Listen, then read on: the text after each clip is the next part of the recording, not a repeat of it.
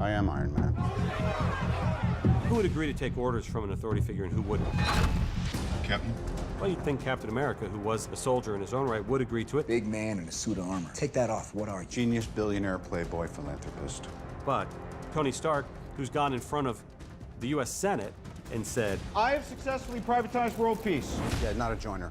Yeah, you know, he's a trailblazer.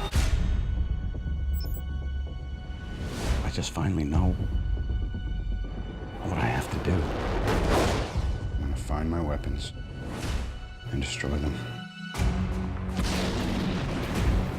Tony has a lot on his shoulders. And the great thing about Tony Stark and the great thing about Robert Downey Jr. is Tony does evolve as a character over the course of the films. Tony, you're being uncharacteristically non-hyperverbal.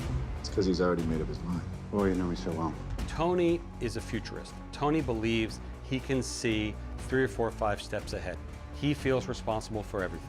He feels like he should be able to invent a solution to any problem that faces mankind. He's got plenty of doubts about himself, or rather, he's taking an honest inventory of recent events. I see a suit of armor around the world. Sounds like a cold world, Tony. I've seen colder. Based on what has happened in all the other films, what happens when a particular organization gets what the world believes to be too much power, it will always come to a head. For the past 4 years, you've operated with unlimited power and no supervision. That's an arrangement the governments of the world can no longer tolerate. He's had these years of battle now as Iron Man, and he's gone through incredible arcs as a character. He's a little wiser for it, you know, and he understands the need to protect the Avengers politically. We need to be put in check.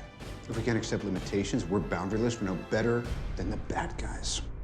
We wanted to ask the questions that audiences ask when they watch our films, which is, what is Tony Stark's response for the destruction of Sokovia? That seems like something that's really rich in drama. Who's going to avenge my son, Stark?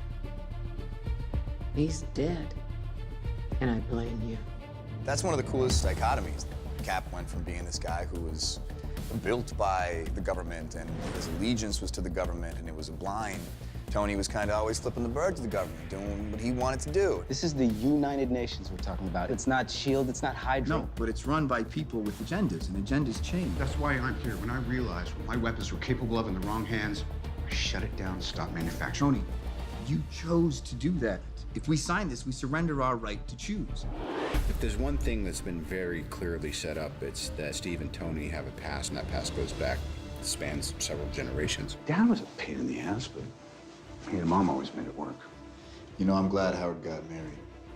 I only knew him when he was young and single. Oh, really? You two knew each other? He never mentioned that. Maybe only 1,000 times. God, I hated you. He's feeling a little misty about his folks, much more than Iron Man 2. What is and always will be my greatest creation is you. Tony is finally realizing that all this dough that he inherited, let alone all the money he's made, he was supposed to do something with it. You know, they say sarcasm is a metric for potential. If that's true, you'll be a great man someday. Part of what makes the stories fun is they never do anything perfectly, but they're righteous and they're principled people. This isn't going to change what happened. I don't care.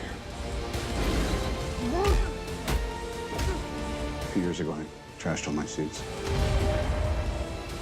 Then we had to mop up Hydra, and then Ultron. My fault. And then, I never stopped.